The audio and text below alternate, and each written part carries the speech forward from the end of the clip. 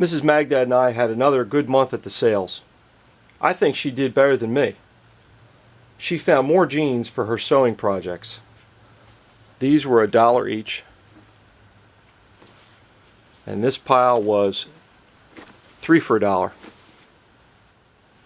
We were eating lunch one Saturday after going to yard sales all morning when a free pile popped up on Facebook.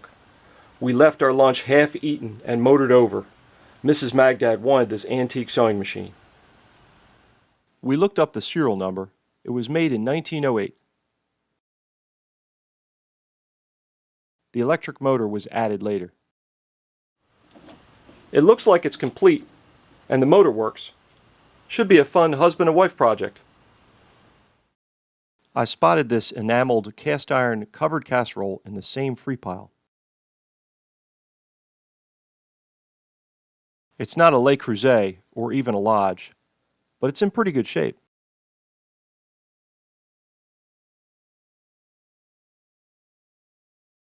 There's just a few small chips on the inside of the lid. I definitely think that free pile was worth having to reheat our lunch. This is the mystery tool. It's marked Sergeant on the handles and also at the pivot, both sides. It's got a parallel jaw action, and the jaws have a lot going on.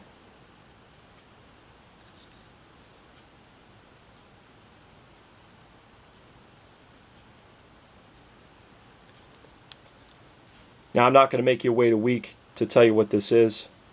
I'll let you know at the end of the video. I found these items at the flea market I stop at before work on Wednesday mornings. Turns out I'm collecting these Lewis knives.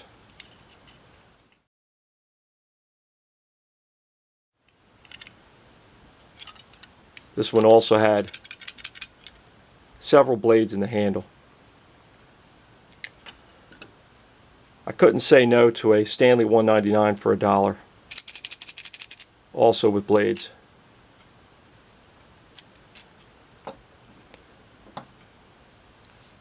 Sadly, this push drill only had, I think, one bit, and the bit was broken. But it is an older one. Has the older style handle, and instead of this being spring-loaded, it's threaded. So it's an older one. So I guess it was worth $1. This little Batmobile is a McDonald's Happy Meal toy from 1991. Alright, check it out. Watch this.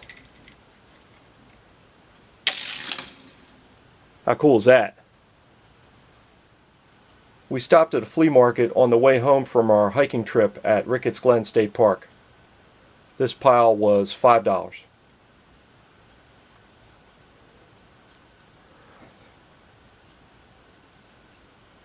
The screwdriver's marked Bridgeport, USA.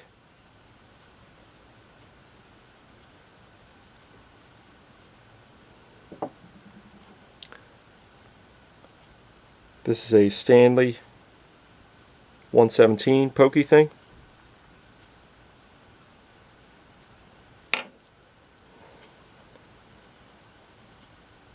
You know I'm a sucker for a wood-handled screwdriver. I really like this honey dipper or beehive style handle. Sadly, the ferrule is steel, but it's still nice, right?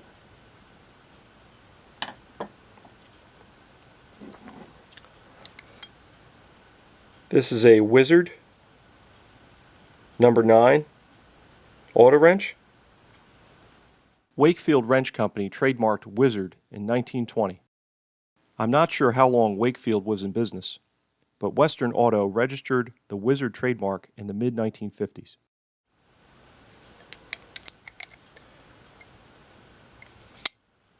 Other than the patina, it's in pretty good shape. A gentleman had tarps full of rusty tools covering his entire front yard. He said he once had an antique store and he used to sell at flea markets. It was super hot out that afternoon, and I kind of ran out of gas before I got to look at everything. I made a small pile and took it over to him, and he charged me $3. So I did the right thing, went back the next day, made another pile, and he charged me another $3. This pistol grip handsaw made by Oxwall with the gold color reminded me of the villain in the James Bond Man with a Golden Gun.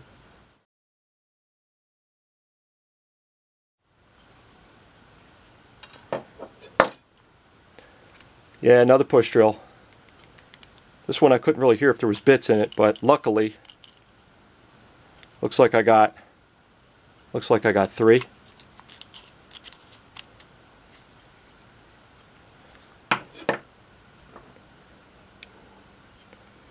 I don't have a pair of pliers like this. These are Kreuters.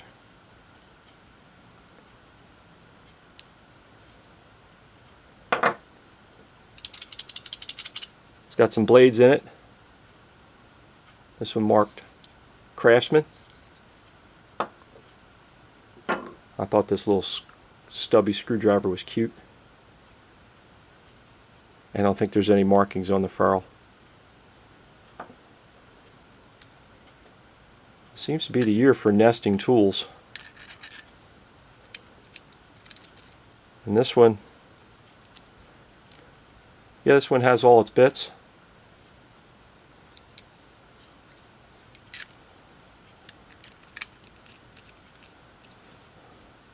Main bit's bent. This is an implement wrench. It's got a pretty good twist to it, see it? Somebody was using that. There's the markings on it. I think I did a little better the second day. I got another pistol grip saw. Some of that sticker survived. I thought this was cool.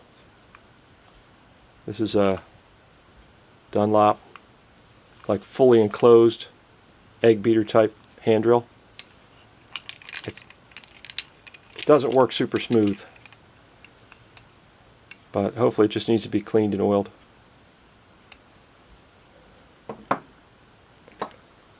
I found a 3/8 drive SK. There's the part number, and seems to work okay.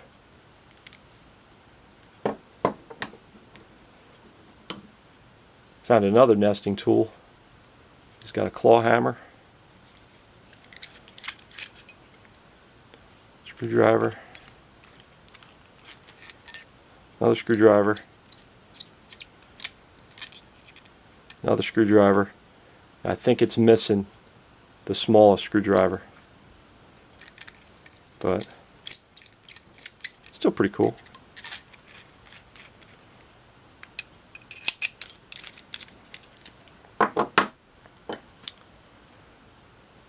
Check out this heavy-duty square shank screwdriver.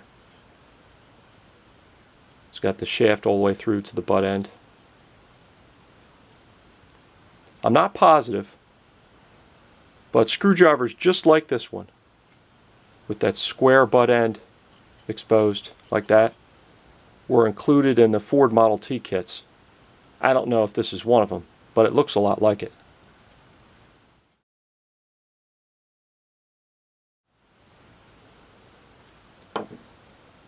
This looks like another push drill, but it's not. This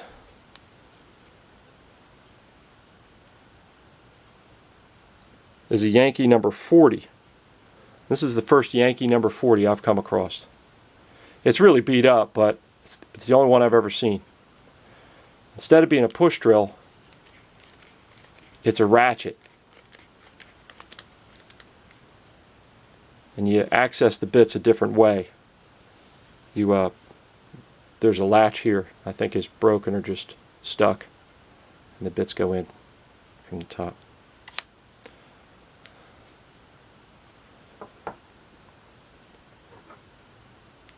This is another screw holding screwdriver. This one is Craftsman. Screw holding screwdriver on that end and a magnet on this end.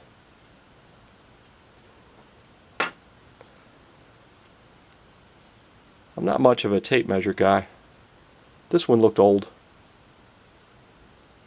Tough Boy 306W.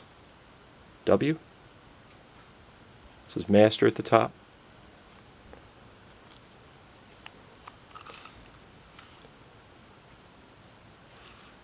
I mean, it's worn, but it's functional. I saw this one too. This one says Fulton, 4 feet, patents pending. Like the first 1 inch is totally obliterated.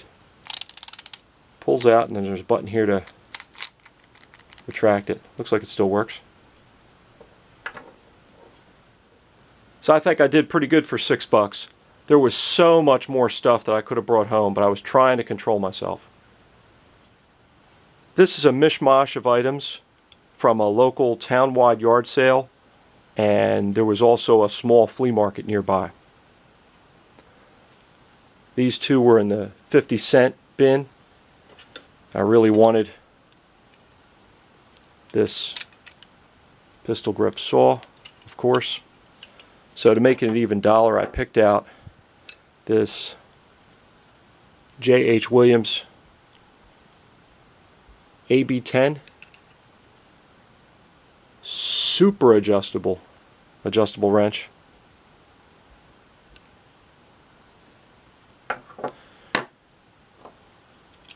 I think this might have blades in it. It's a General. Looks like it was owned by,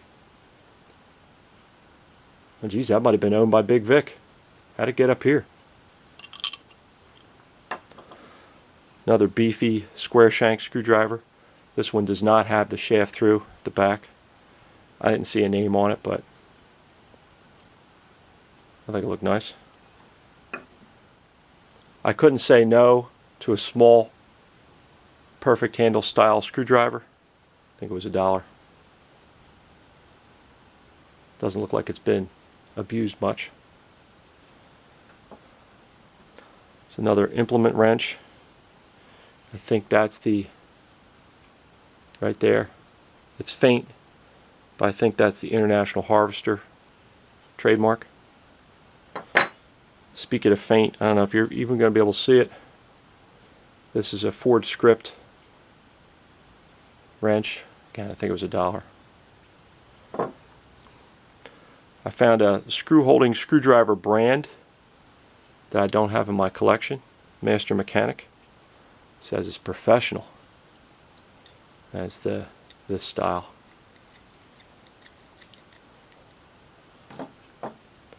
I found another Kreuter slip joint plier. This is a 356/6. This is a newer one. The embossing on the handles isn't as nice, and they don't have the Kreuter USA on the inside here.